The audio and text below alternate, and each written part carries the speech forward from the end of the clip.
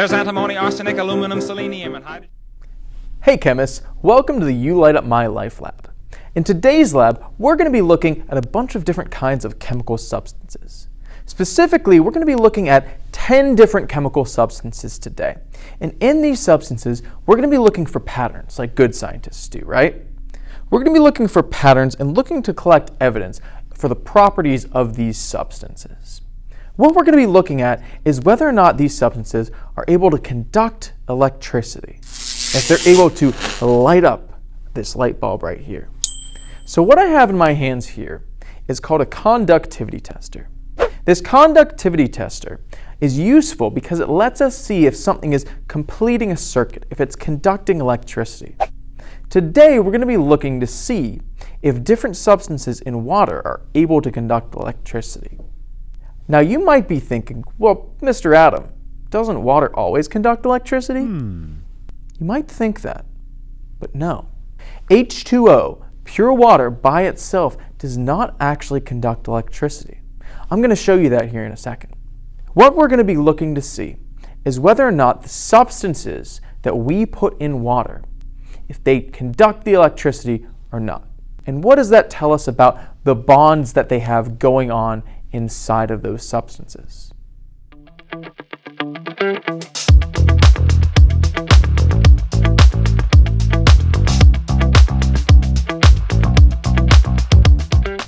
So in order to talk about this lab, we have to do some of the pre-lab questions today. So we're going to walk through those pre-lab questions and kind of talk about each of them. In the first pre-lab question it says, what types of atoms make up an ionic bond? Well, fortunately for you, we've already talked about ionic compounds at length, right? We've already talked about ionic bonds. In an ionic bond, remember, we have a metal and a non-metal. Remember, that metal is going to lose an electron, right? It's going to give it to the non-metal that wants to gain an electron. When that happens, the metal forms what we call a cation, and the non-metal forms what we call an anion. And they bond together to form an ionic compound. We've talked about that plenty. So you should know that the types of atoms that make up an ionic bond are a metal and a non-metal. Number 2 says, what happens to electrons in an ionic bond? I just told you that, right? What happens to electrons? They're transferred. So one electron moves from the metal to the non-metal. It could be more than one electron, of course, but at least one electron will move from the metal to the non-metal. The metal is going to lose electrons, and the non-metal is going to gain electrons. Number 3 says, what types of atoms make up a covalent bond? So in a covalent bond, what's happening is these atoms are sharing electrons.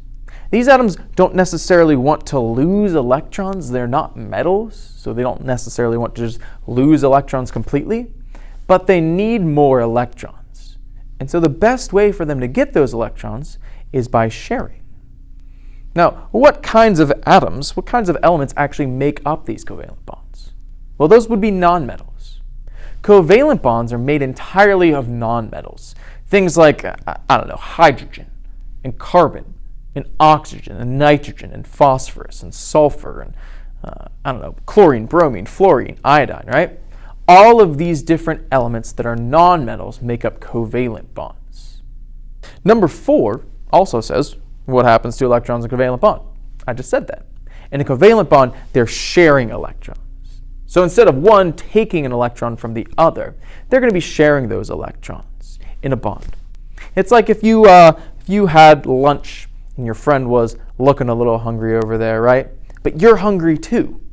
You can't just give them your pack of crackers or your goldfish or your Oreos, right? You can't just give it to them because then you'd go hungry too. So the best way to make sure everybody doesn't go hungry, that everybody has something to eat, is to share. And that's what atoms in covalent bonds will do. They'll share their electrons so that nobody goes hungry. Nobody's missing electrons. All right, question number 5 says, what types of atoms make up a metallic bond? Okay, let's think about that for a second. A metallic bond probably involves what kind of atoms? Metals, right? So in a metallic bond, we're talking entirely about metals. Now, metals don't actually bond to each other. You don't have something like copper and zinc bond together. but rather they kind of just mix together. All their atoms kind of just float together in a big sea. And when you have metals mixed together, we call those alloys. But what we're talking about here is not metals mixing together, but bonds between individual metal atoms of this same metal. If you have a bunch of copper atoms and a sample of copper, those atoms are going to be held together, right? They're not just going to fall apart, they're going to form a solid that sticks together. Now, why don't they break apart? Because they're bonded somehow. They're bonded in what we call a metallic bond. So again, for a metallic bond, the atoms involved in that are all metals. If you ever see a substance today that's only made of one metal, you're going to see metallic bonding in that substance. Number 6 says, what do you think happens to the atoms when salt, which is NaCl, sodium chloride, dissolves in water? So what actually happens to those atoms? Do you still see that salt there in its crystalline, kind of chunky, powdery form? Or does it seem to disappear? Well, when we dissolve something, right? If we dissolve salt in water, it seems to disappear. It gets clear, right? And disappears. So what do you think is happening to those atoms? What do you think is happening to the ionic bonds between sodium and chloride in those crystals if you can't see the crystals anymore? If it doesn't seem solid? What do you think? Well, I'll tell you what I think. What I think is that when NaCl, sodium chloride, dissolves in water, that somehow those atoms are actually breaking apart, right? Sodium chloride is an ionic compound that has a repeating crystal structure, kind of like this. And you can see that repeating crystalline structure because it's a solid, because it has shape, because it has form. But as soon as you put that salt in water, those ions that make up that ionic compound are going to break apart. And when they break apart, those ions are separate now. And now you have positive sodium ions and negative chloride ions. And that's going to affect the properties of that water. Number 7 says, why do you think some solids dissolve in water and others do not? Well, let's think about what we just said, right? We said that sodium chloride is made of ions which are positive and negative, and they can break apart. So what about other substances? Are covalent substances made of ions? Well, they're not called ionic. Are metallic substances made of ions? Well, they're not called ionic. So can they break apart into their ions? Or are they more solidly bonded together? What do you think? Number 8 says, what does it mean that something conducts electricity? What does it mean to conduct electricity? Well, hopefully you were paying attention in 8th grade science, and you know that if we're conducting electricity, essentially what we're doing is completing a circuit and allowing electricity to flow, right? So when we say that something is conducting electricity, we're saying it's allowing electricity to pass through it. If you know that I conduct electricity, right, I would allow electricity to pass through me. But maybe if I had some rubber boots on, right, those rubber boots wouldn't conduct electricity. And that would mean they wouldn't let it pass through them. So to conduct electricity really means that you let electricity pass through.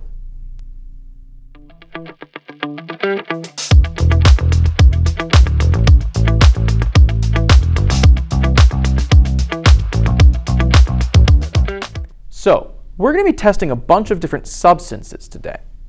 And for those substances, we need to be able to categorize the different types of bonds based on what elements are in them. So we're going to see a bunch of substances today, and we're going to see 3 types. Like I said, we have ionic bonds, we have covalent bonds, and we have metallic bonds. Let's start with ionic at the top. You said you know about ionic bonds.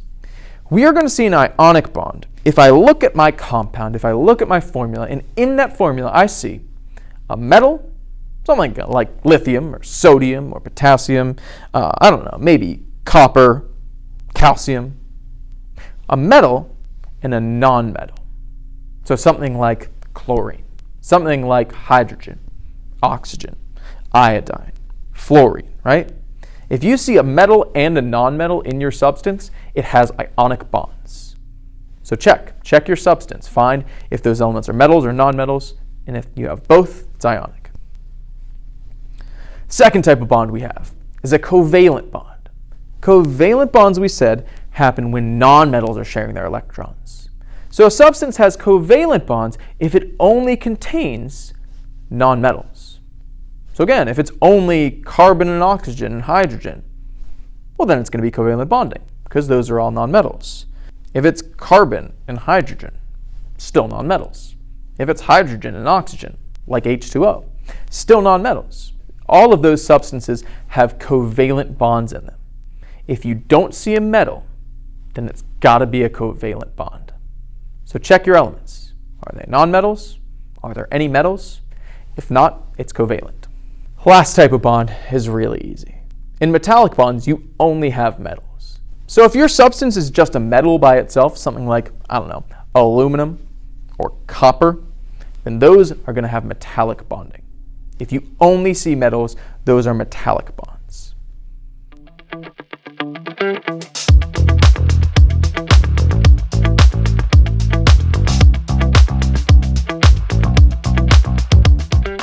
Okay, so now that we know how to identify the different types of bonds in our substances, we're going to take our 10 substances here and test them out. We're going to see 3 things. Number 1, do they conduct electricity on their own? In other words, if I put the conductivity tester up to them and touch it to that substance, is this conductivity tester going to light up? If it does, then yes, it conducts electricity by itself. If it doesn't, no, it doesn't conduct electricity. Number 2, I'm going to see if the substance dissolves in H2O, a little bit of water, right? So for some of these, that's not going to apply. My liquids, which are H2O water and ethanol C2H5OH, are not actually going to be trying to dissolve in water because they're already liquids. But all my solid substances, I'm going to try to dissolve them in water and see if they dissolve. Are they still there? Do I still see them in their same form that I saw before I put them in water? If yes, then they don't dissolve. Have they seemed to disappear? Have the ions seemed to disperse, get absorbed by the water? If so, then yes, they dissolve in water. And the third thing is, I'm going to look if they conduct electricity when they do dissolve in water. So, if they don't dissolve in water, you don't actually have to fill out this part of the table. You can just write a line through it. If they do dissolve in water, I want to see if they conduct electricity when dissolved, or if they don't. We're going to look for those patterns and properties. And we're going to see if we can see a pattern between the type of bond that we see and whether or not they conduct electricity on their own, dissolve in water, and conduct electricity when they dissolve in water. So let's look at these substances here. Okay, the first substance I have here is just good old water, H2O. Now, this substance says that it's distilled water. If you don't know what that means that it's pure water, only the chemical H2O. So the first thing I want you to do is think about what bond type H2O has in it. Does it have any metals in it? Or is it all nonmetals? What kind of bond type does that make it? Okay, now we're going to see if H2O, if water conducts electricity. And you might be kind of surprised. So I'm going to put my conductivity tester in there and see if it lights up. See if that red light lights up. Weirdly enough, it's not really lighting up. So H2O by itself does not light up. Huh. I always thought water conducted electricity. But I guess it's got to be something else in the water. It's got to be something dissolved in the water that's actually conducting that electricity. Let's see if we can see what lights it up. Okay, so my second substance here is just pure aluminum. Aluminum foil. There's only one element in this substance, and that is Al, which is aluminum. So what kind of bonding would it have? If it's just aluminum, a metal by itself, what kind of bonding would it have? All right, let's see if aluminum conducts electricity just all by itself before we dissolve it in water. There we go. So that red light is lighting way up when it's touching that aluminum. So clearly that is an example of something that is a good conductor of electricity. aluminum just by itself is a great conductor of electricity. All right, let's see if this aluminum is dissolving in water. I'm going to look in here. Let's see. Does that aluminum seem to have disappeared? Or is it still floating there? It looks like it's still floating there. So I'm guessing that hasn't really dissolved. So because it didn't dissolve in water, we're not going to check to see if it conducts when it's dissolved in water. So you can just draw a line through that last box for aluminum. Okay, so our next substance here is just good old sugar. This is a chemical called sucrose. And sucrose's chemical formula is C12H22O11.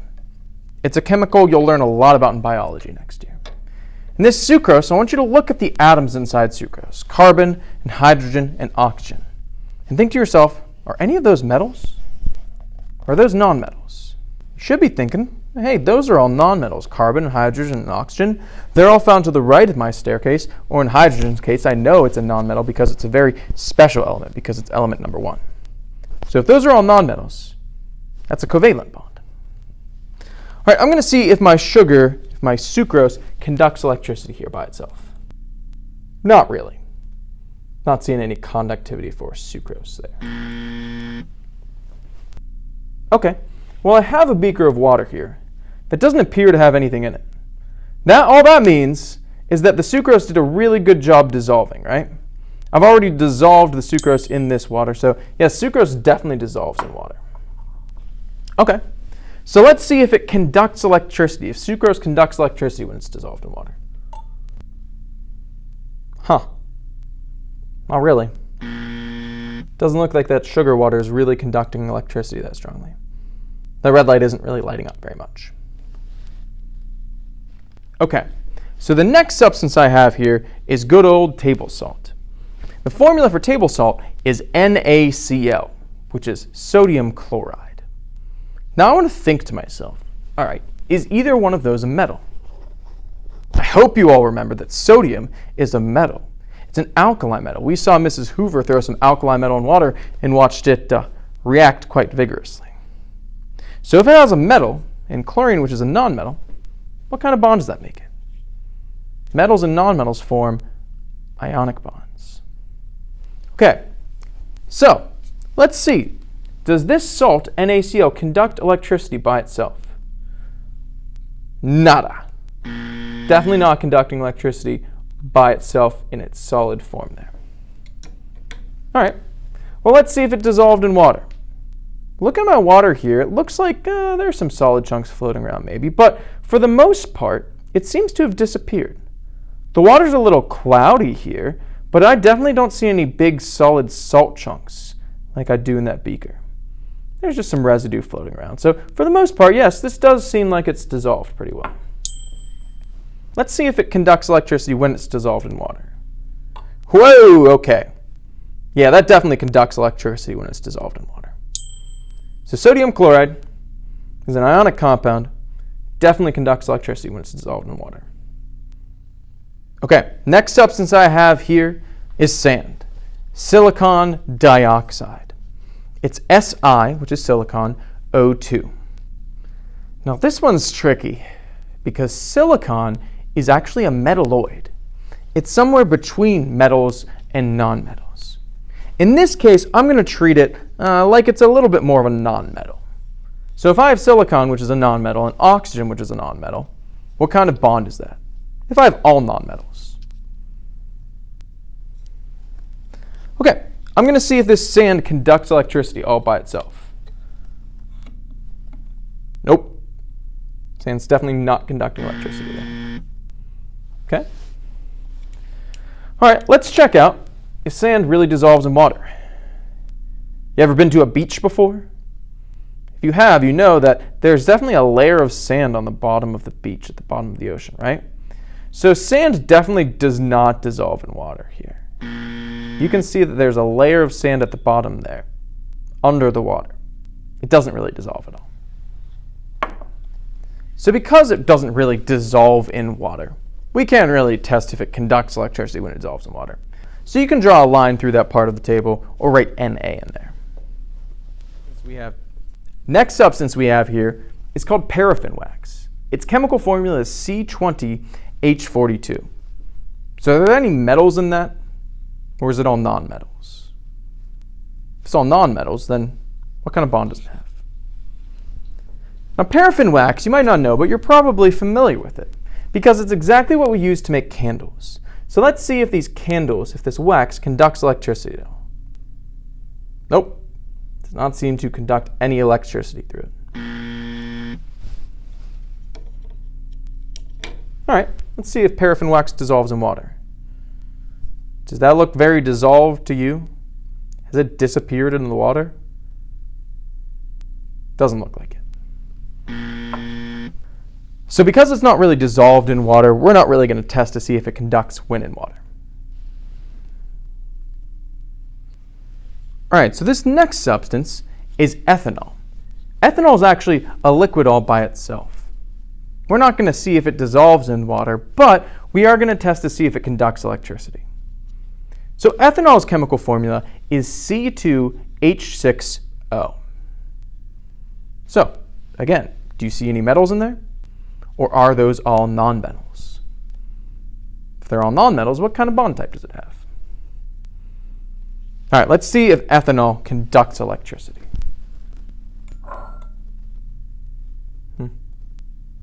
Oh, really? So, ethanol doesn't seem to really conduct electricity. Like I said, because it's a liquid, it doesn't really dissolve in water per se. So we're not going to test to see if it dissolves or to see if it conducts when dissolved in H2O. You can leave those two blank or draw a line through them or write Na. Okay, next substance we have here is copper. Copper symbol is Cu. It's a solid, definitely a metal. What kind of bonds does it have if it's only a metal? All right, let's see here if copper conducts electricity. Well, gee, I would sure hope so, considering most wires are made out of copper. And you would hope that wires would be able to conduct electricity through them, considering that's the point of wires. Okay, so let's see if copper dissolves in water. Does this look like the copper disappeared at all? Not really. I don't think that dissolves in water. So we're not going to test to see if it conducts when it dissolves in water because clearly it hasn't dissolved. But still, copper, very conductive all by itself. Okay, so our next substance here is called calcium chloride, CaCl2. All right, I remember calcium. We used that in the periodic trends lab. That was one of those alkaline earth metals. So definitely a metal and a non-metal chlorine. What kind of bonding does it have? All right, let's see if this calcium chloride conducts by itself. Yet, does not seem to conduct electricity. Just so you can see it a little bit better, this calcium chloride actually looks like tiny little white rocks, right? Like tiny little white pebbles. So, when I pour this calcium chloride in water, does it seem to have dissolved? Do I see any tiny white pebbles in there? No, not really. It seems to have dissolved pretty well. It looks pretty clear. All right, now I'm going to see if calcium chloride conducts electricity when dissolved in water. For sure. So it's definitely conducting electricity in that water when it's dissolved. Okay, and now for our last substance. Our last substance here is called copper 2 sulfate, CuSO4. This has a polyatomic ion in it. We learned all about ionic compounds and polyatomic ions last section. So, I said it already, but if it has copper, a metal, and SO4 nonmetals in it, what kind of bonds does it have? All right, let's see if this copper sulfate conducts electricity by itself. Nope, not really conducting electricity there. All right, well, let's see if it dissolved in water. You see any solid chunks left in there? Not really. It seems to have dissolved pretty well. So well, in fact, that it turned that water blue. So this is an aqueous solution of copper 2 sulfate now. That has a nice pretty blue color because it dissolved completely in that water. Okay, does it conduct when it's dissolved in water? Whew. Absolutely. So this compound, when it dissolves in water, definitely conducts electricity.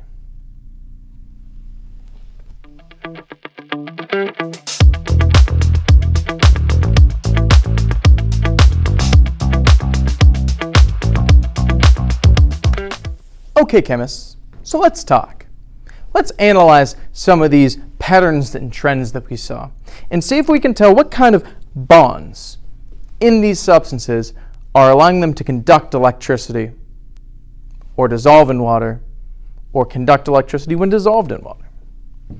So I've grouped my substances into some different categories here.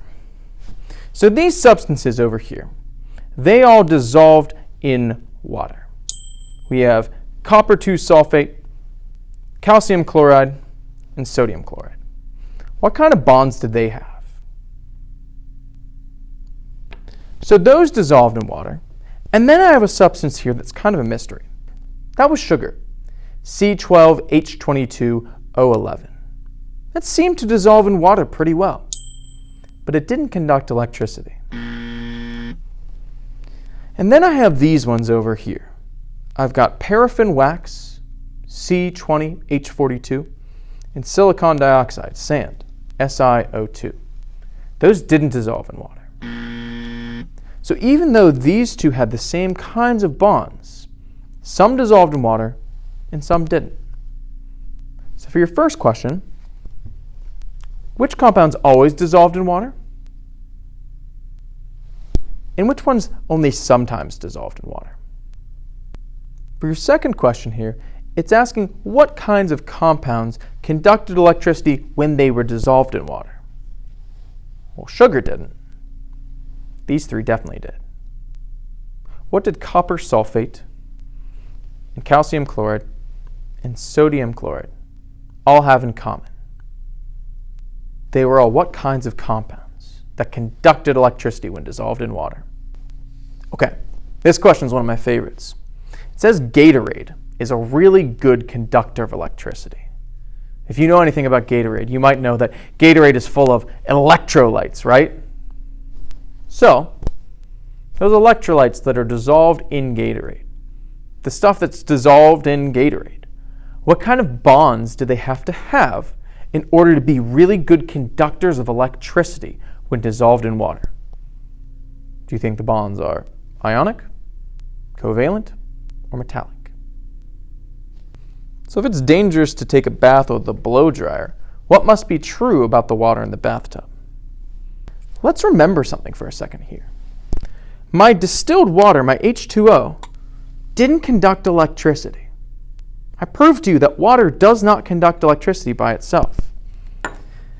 But it does conduct electricity when it has a certain kind of compound dissolved in it. Again, what were all of these compounds over here that were dissolved in water and conduct electricity when they were? What does that mean about bath water? What does it have to have dissolved in it? So this has been the You Let It My Life Lab. I have been Mr. Adam. Thanks for watching, and remember that it's not really the chemicals in our lives that light us up. It's the friends we made along the way. We'll see you next time, chem students. Wow!